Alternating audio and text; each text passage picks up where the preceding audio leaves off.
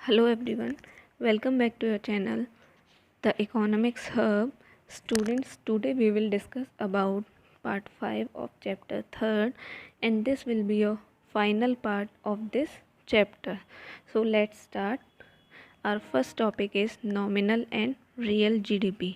It means आज के जो लेक्चर में हम क्या एक्सप्लेन करने वाले हैं कि नॉमिनल और रियल जीडीपी क्या होता है. सबसे पहले नॉमिनल एंड रियल जीडीपी को डिस्कस करने से पहले हम ये देख लेते हैं कि जीडीपी क्या होता है. जीडीपी का नॉर्मल मीनिंग होता है ग्रॉस डोमेस्टिक प्रोडक्ट. इसका मतलब क्या होगा, इसका मीनिंग क्या निकल के आएगा कि किसी भी, क्योंकि हम कहाँ बात कर रहे हैं, डी की बात कर रहे हैं, तो डी का मतलब क्या होता है, डोमेस्टिक. किसी भी कंट्री की डोमेस्टिक टेरिटरी में एक अकाउंटिंग ईयर में जितना भी प्रोडक्शन होता है, P means production of goods and services, तो जितना भी प्रोडक्शन होता है that is known as GDP. Okay, यानी जीडीपी का मतलब क्या हो गया कि किसी भी कंट्री के डोमेस्टिक टेरिटरी के अंदर एक अकाउंटिंग ईयर में जितना भी गुड्स एंड सर्विसेज का प्रोडक्शन हुआ है that is known as GDP. अब हम डिस्कस करते हैं कि नॉमिनल जीडीपी क्या होता है. Nominal GDP refers to GDP at current prices. सबसे पहले इसको डिस्कस करने से पहले हमें ये जानने की ज़रूरत है कि हर कंट्री क्या करता है, हर साल पर ईयर अपना जीडीपी कैलकुलेट करता है. वो ये कैलकुलेट करता है कि उसने इस साल कितना गुड्स एंड सर्विसेज पे प्रोडक्शन किया, यानी कितने अमाउंट का उसने प्रोडक्शन किया. ठीक है, तो इससे क्या होता है, हमारी इकोनॉमी की सिचुएशन हमें पता चलती है. तो जीडीपी को दो तरीके से काउंट किया जा सकता है, नॉमिनल जीडीपी के तरीके से और रियल जीडीपी के तरीके से. तो वही हम आज डिस्कस करने वाले हैं.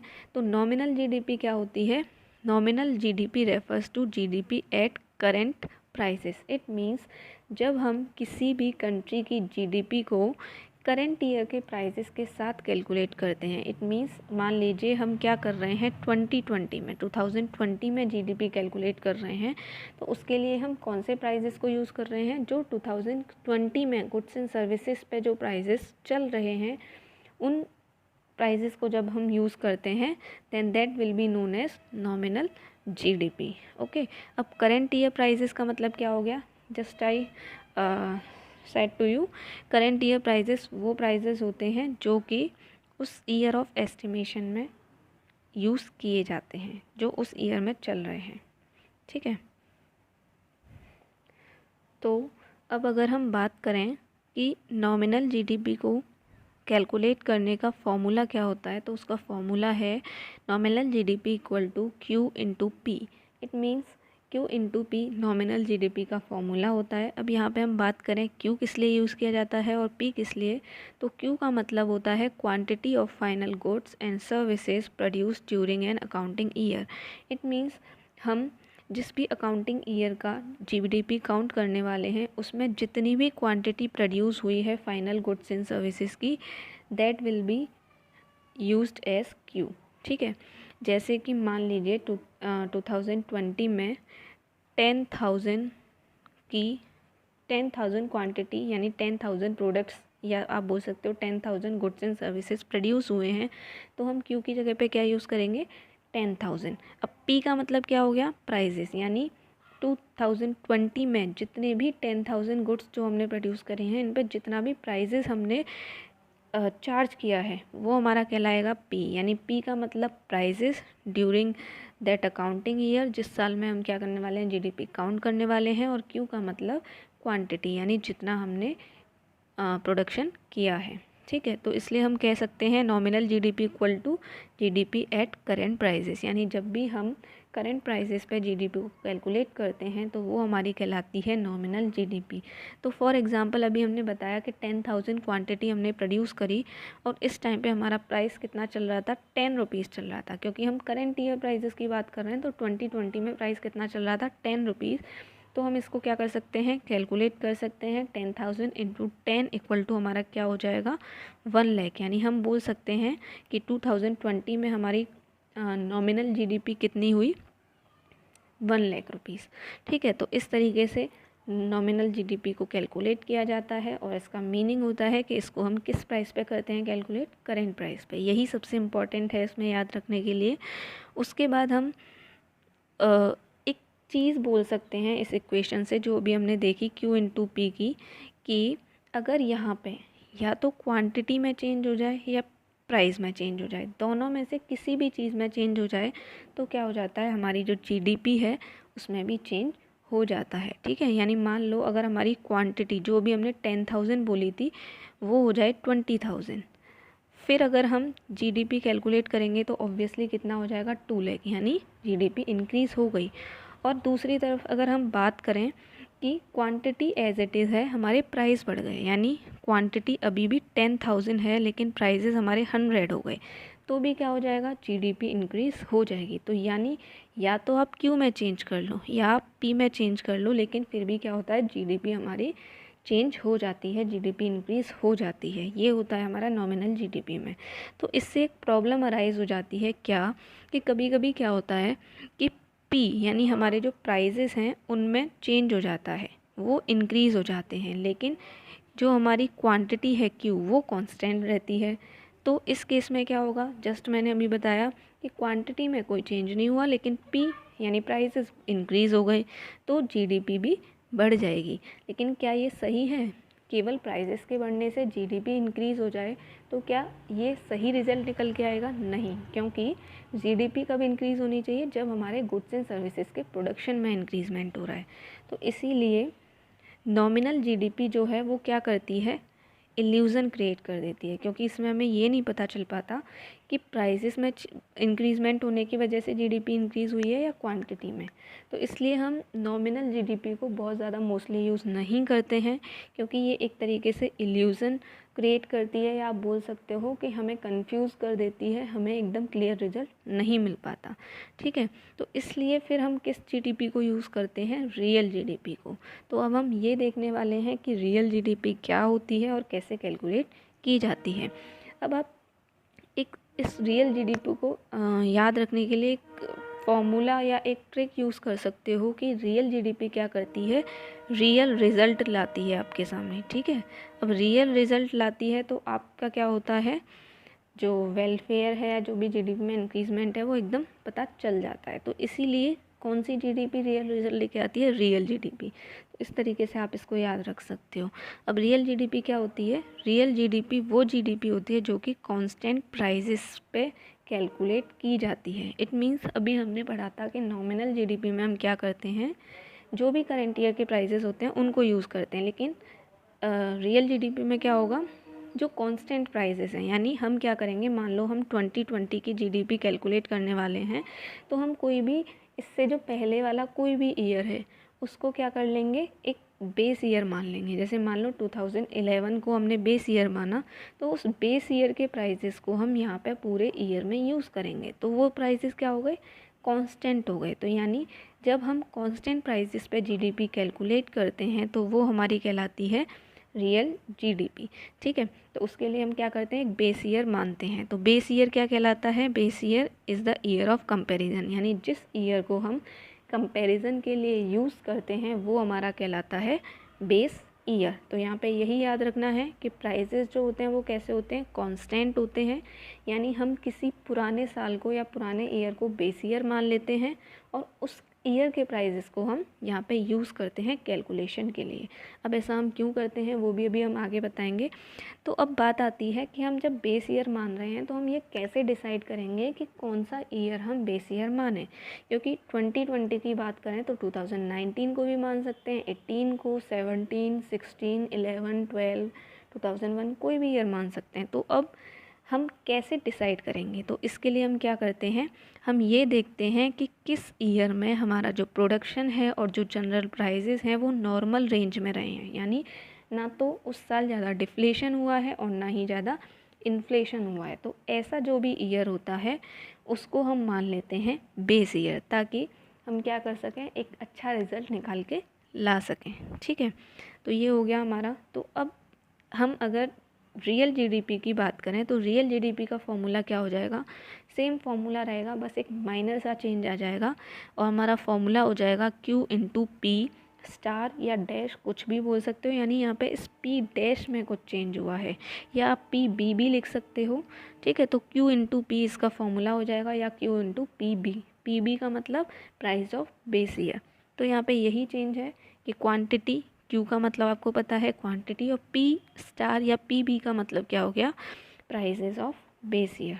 ठीक है, तो जो अभी हमने लास्ट नॉमिनल जीडीपी में देखा था कि मान लो 2020 में क्वांटिटीज़ कितनी प्रोड्यूस हुई, 10,000। अब हमने बेस ईयर क्या माना, बेस ईयर हमने माना 2011 को, और तब प्राइजेस चल रहे थे मान लो हमारे 50। ठीक है, तो हम अगर कैलकुलेट करेंगे रियल जीडीपी तो कितनी आ जाएगी हमारी, 5 लाख। ठीक है, तो उसके बाद अब हम यहाँ पे देखते हैं कि क्यों हमने बेस ईयर वाला फॉर्मूला यूज़ किया, क्यों हमने भी ये जो बेस ईयर है वो माना। वो इसलिए माना क्योंकि देखो ये प्राइसेस जो है ना वो कांस्टेंट रहने वाले हैं, आप चाहे प्रोडक्शन में कितना भी इंक्रीजमेंट कर लो, क्योंकि हमने बेस ईयर माना। तो 2011 में जितने भी प्राइसेस थे वो ऑब्वियसली कांस्टेंट रहेंगे इस टाइम पे। तो इसलिए हमें यहाँ पे एक रियल रिज़ल्ट मिलेगा, क्योंकि पी हमारा कांस्टेंट है, तो जितना भी इंक्रीजमेंट होगा वो कब होगा, केवल जब होगा जब हमारा क्वांटिटी या क्यू इंक्रीज़ होता है। तो इसीलिए एक अच्छा रिजल्ट निकल के आ जाता है। आपको वापस से याद रखना पड़ेगा क्यों हमारा रियल जीडीपी अच्छा है, क्यों हम बेस ईयर यूज़ करते हैं, क्योंकि बेस ईयर यूज़ करने से हमारे प्राइसेस क्या होते हैं, कांस्टेंट हो जाते हैं। तो जब प्राइसेस कांस्टेंट हो जाएंगे तो क्या होगा, जीडीपी में इंक्रीजमेंट तभी शो होगा जब क्यू में इंक्रीजमेंट होगा, यानी ये प्राइसेस यहाँ पे 50 ही रहेंगे। इंक्रीजमेंट कब होगा जीडीपी में, जब हम क्या कर दें, हमारी जो क्वांटिटी है उसको चेंज कर दें, उसमें इंक्रीजमेंट कर दें। यानी यहाँ पे 10,000 की जगह अगर 20,000 हो जाएगा तो ऑब्वियसली जीडीपी इंक्रीज़ हो जाएगी। तो ये इंक्रीजमेंट कब शो हो रहा है, जब क्वांटिटी में चेंज हो रहा है, इट मीन्स जब गुड्स एंड सर्विसेज ज़्यादा प्रोड्यूस हो रही हैं। तो एक अच्छा रिजल्ट निकल के आ गया, एक रियल रिजल्ट निकल के आ गया। इसीलिए हम रियल जीडीपी को यूज़ करते हैं। तो हम बोल सकते हैं real GDP equal to GDP at constant prices, यानी जब भी हम कोई जीडीपी को कांस्टेंट प्राइसेस पे कैलकुलेट करते हैं तो वो हमारी कहलाती है रियल जीडीपी। तो ये दो तरह की जीडीपी होती हैं कैलकुलेशन के पॉइंट ऑफ व्यू से। अब हम बात करते हैं conversion of nominal GDP into real GDP, यानी क्या हम नॉमिनल जीडीपी को रियल जीडीपी में कन्वर्ट कर सकते हैं। तो ऑब्वियसली यस, उसके लिए हमें क्या करना पड़ेगा, एक फार्मूला यूज़ करना पड़ेगा, और हमारा फार्मूला है उसके लिए nominal GDP equal to real GDP into price index upon 100। यानी आपको क्या करना पड़ेगा, नॉमिनल जीडीपी कैलकुलेट करने के लिए रियल जीडीपी को इनटू करना है प्राइस इंडेक्स से, और अपॉन कर देना है, यानी डिवाइड कर देना है 100 से। ठीक है, अब एग्ज़ाम्पल इसमें है एक कि नॉमिनल जीडीपी फाइंड आउट करनी है अगर रियल जीडीपी हमारी 240 है, प्राइस इंडेक्स 120 है। तो कैसे निकलेगा, 240 इंटू 120 अपॉन 100 इक्वल टू 288। तो इस तरीके से ये जो फॉर्मूला है इसको यूज़ करके आप क्या कर सकते हैं, कन्वर्ट कर सकते हैं नॉमिनल जीडीपी को रियल जीडीपी में। ठीक है, अब हम बात करते हैं जीडीपी एंड वेलफेयर, यानी जीडीपी जो है वो किसी भी कंट्री के वेलफेयर में बहुत इम्पोर्टेंट रोल प्ले करती है। अब कैसे करती है, क्योंकि ऑब्वियसली जीडीपी का मतलब क्या है, ये हमें ये शो करता है कि किसी भी अकाउंटिंग ईयर में उस कंट्री में कितनी गुड्स एंड सर्विसेज प्रोड्यूस हुई हैं। तो जब हमारी गुड्स एंड सर्विसेज प्रोड्यूस होती हैं, उनमें इंक्रीजमेंट होता है, तो ऑब्वियसली जब प्रोडक्शन इंक्रीज़ हो रहा है तो इनकम इंक्रीज़ होगी, उसके अलावा हम कंज्यूम कर सकते हैं अच्छे से। तो इस तरीके से ये जीडीपी जो है वो एक वेलफेयर को शो करती है। तो जीडीपी को हम कनेक्ट कर सकते हैं किससे, वेलफेयर से। ठीक है, जैसे real GDP is considered as an index of welfare of the people.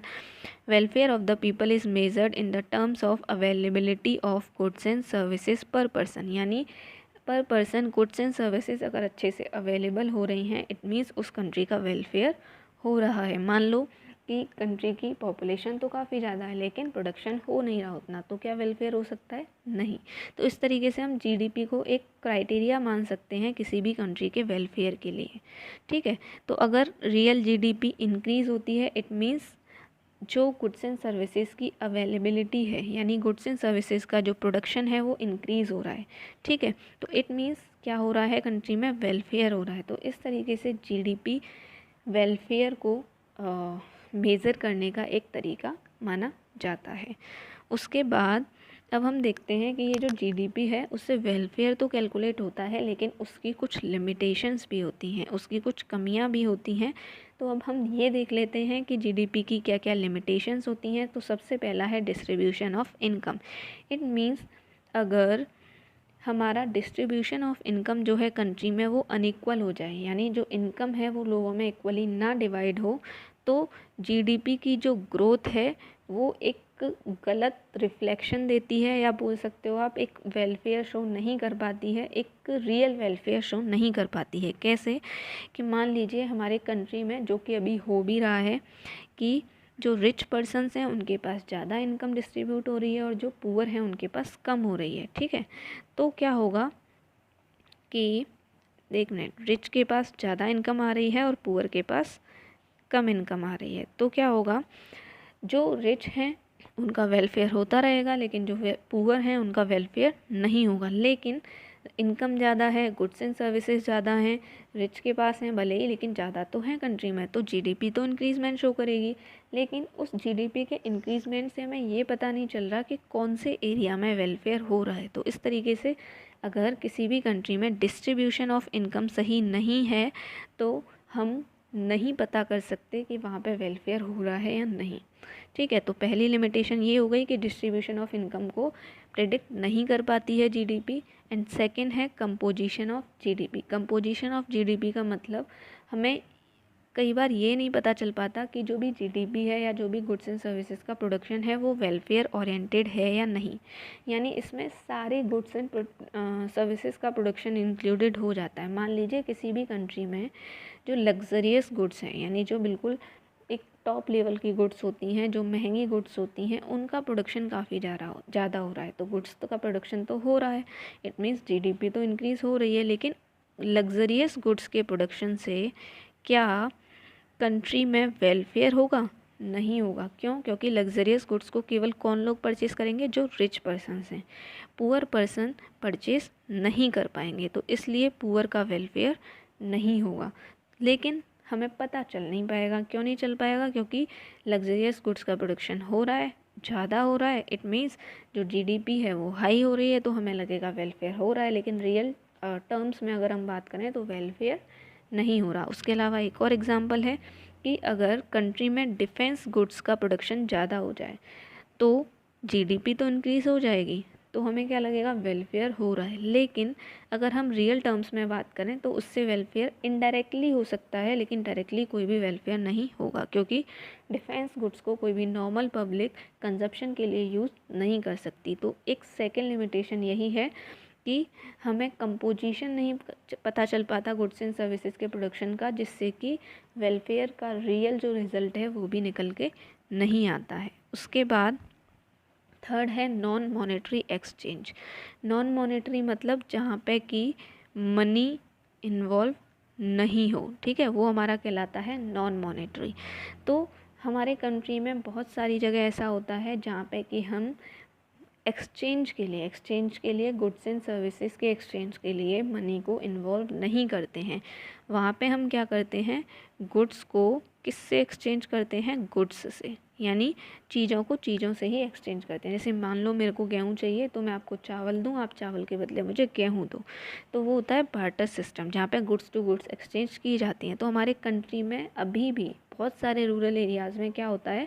Barter system को यूज़ किया जाता है, जहाँ पे कि मनी को यूज़ नहीं किया जाता, यानी नॉन मॉनेटरी टर्म्स में किया जाता है। जबकि अगर हम जीडीपी की बात करें तो जीडीपी की कैलकुलेशन में वही सारी चीज़ें इंक्लूडेड होती हैं जो कि मनी के टर्म्स में एक्सप्लेन की गई हों या मनी के टर्म्स में प्रेजेंट की गई हों।